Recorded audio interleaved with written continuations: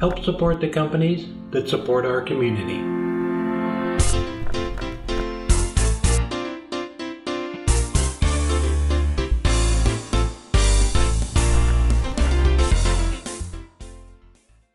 I have a piece of maple burl here. It's about 7.5 inches long and about 3 inches in diameter. I picked this piece up from Worldwide Burls a couple years ago. So I was watching a Cindy Drozda demo the other day, and her and Todd are doing a series on bottle stoppers, but she had mentioned in the demo that that's how she got started, was turning bottle stoppers to sell. It got me thinking how I got started. So I got started out turning lidded boxes. I love turning them. I still really enjoy it. So I thought I would do another lidded box. That's how I started out. I was making lidded boxes and selling them at galleries here in Oregon. So I really enjoy it. They're a lot of fun to turn, and you can get really creative with them too, as far as shapes and everything. So I'm going to do a tall one here, and I'm going to leave a little bit of the burl natural on the lid when I'm all done.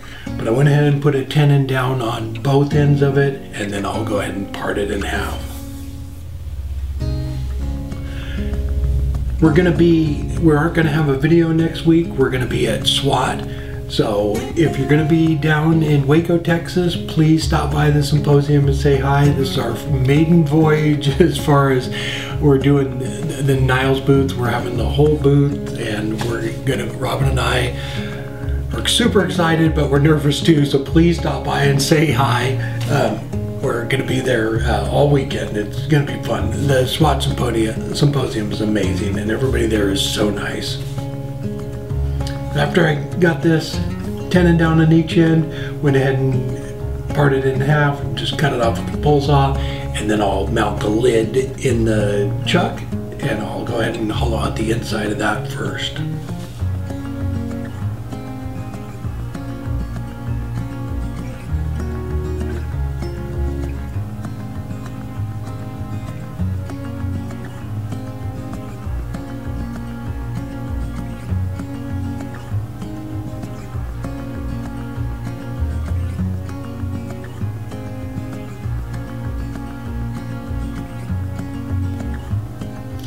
This piece, the bark enclosure, went about halfway in, so the tenon is actually only about halfway around on the jaws, but it still fits in there nice. And when I was hollowing it out, I just took nice little cuts on it.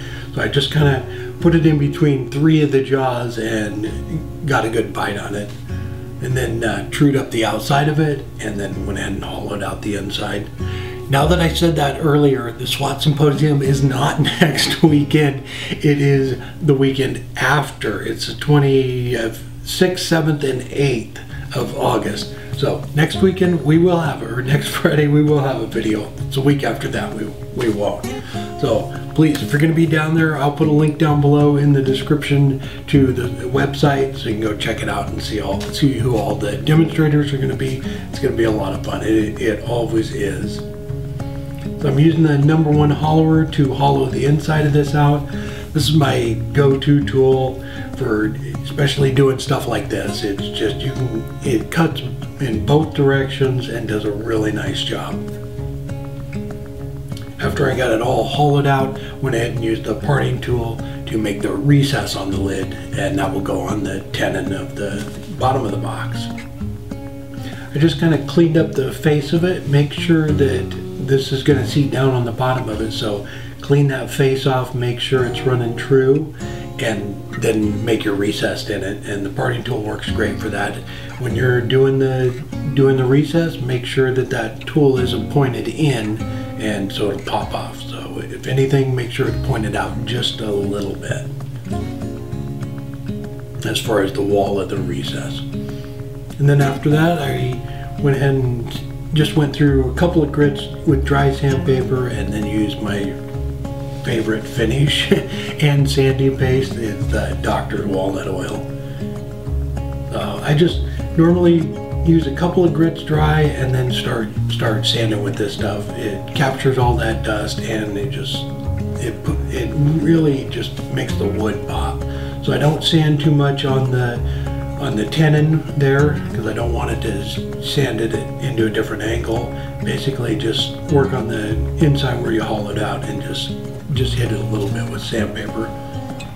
After I got the lid done, went ahead and swapped that out for the bottom, and I brought that tailstock up. It's probably, I'm going to say about 6 inches long, so brought the tailstock up for support, and it's a little bit out of round, so I went ahead and trued it up before starting to hollow it out. So I did the recess before I hollowed it out. You want to make sure you get that recess or the tenon set so that the lid fits on there before you move on and start hollowing it out. Calipers work great for this. Just kind of, I always put them on the inside of the box and just give it about a quarter of a turn to expand them a little bit.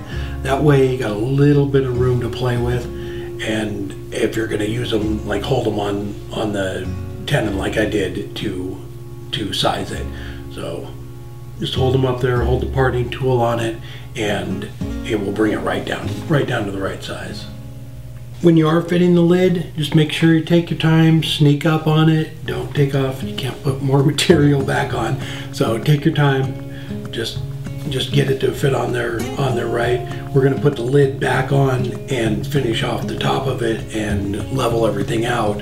So you want that lid, you don't want that lid to be too loose.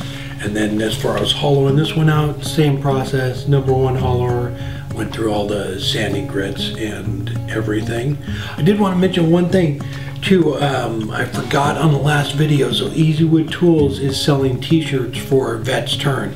So I will put a link down below in the description. They're selling them through the end of the month, I believe. So Vets Turn is a great organization. They help disabled veterans get into turning, would set them up with lathes, tools.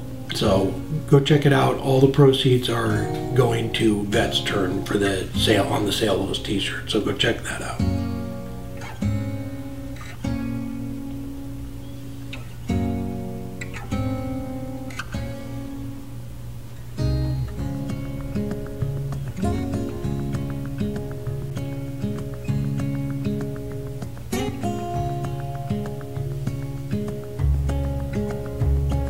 I sanded the majority of it and then pulled the tailstock away to clean up that little bit on the end. So the natural edge part, you want to turn the lathe off and sand around that too, so it doesn't sand down one of these sides to whatever direction you're going. It'll sand one side down more than the other. So just turn it off.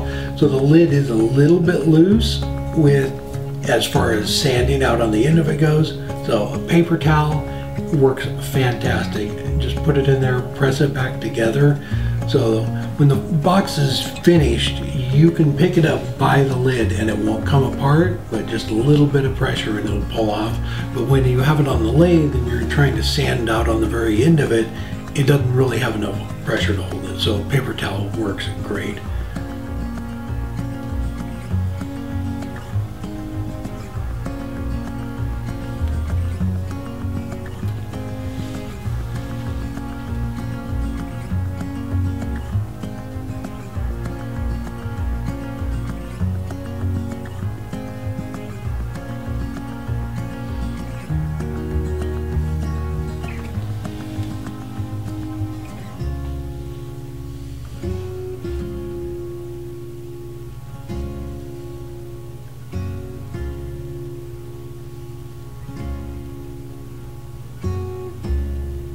After I got the lid and the outside all turned, went ahead and hollowed it out. Same process with this, number one hollower to clean out all the material, and then I went ahead and sanded the inside and oiled it.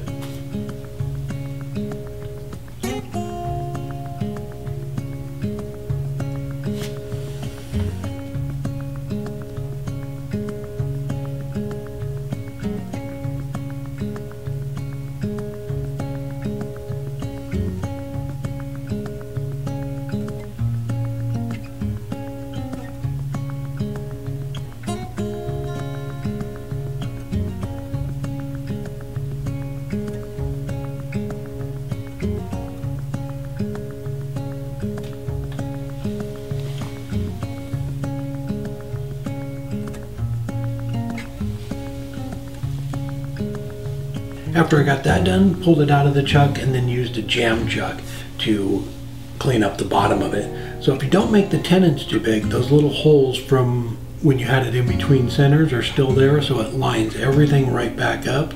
And that's what I did. I had that little center hole in there, and I just went in and turned off the base of it and just came around the bottom and cleaned up the foot.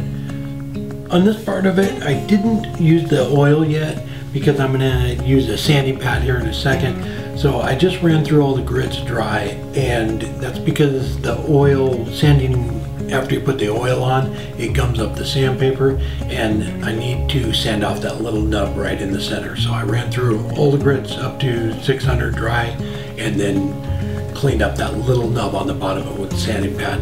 So I don't have a small one. This one I believe is 3-inch. So I just use the edge of it to clean up. Anytime I have a little spot like this, if it's a bigger bowl, it's much easier. You can actually just run it around it. But something like this, I just turn it a little bit of an angle and use just a small corner of it. So the sandpaper it's on here when I'm running through doing with the sand pad right now is 80 grit. So it takes it down pretty quick.